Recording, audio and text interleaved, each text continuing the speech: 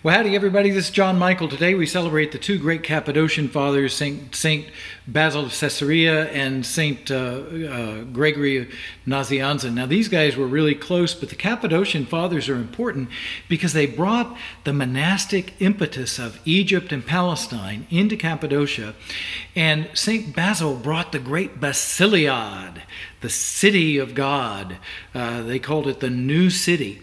So they integrated monasticism for the first time in educational work, hospitals, care for the poor. Everybody, those who lived in community and even the hermits who lived out in the caves, came in to do ministry. And they built a new city, the Basiliad. It was considered one of the wonders of the world.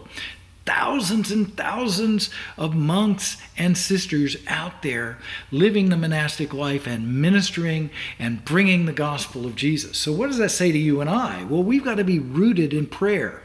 I did a series called Monk Dynasty. I have a new book coming out called Monk Dynasty. I'm really excited about it. And the Monk Dynasty basically teaches us, go into solitude, go into silence, go into intense contemplative prayer and charismatic prayer. But then you got to come back out and you got to bring the gospel of Jesus Christ to others. See, so St. Basil did this very beautifully, and they did it in Cappadocia. So are we going into prayer? Is our ministry rooted in prayer?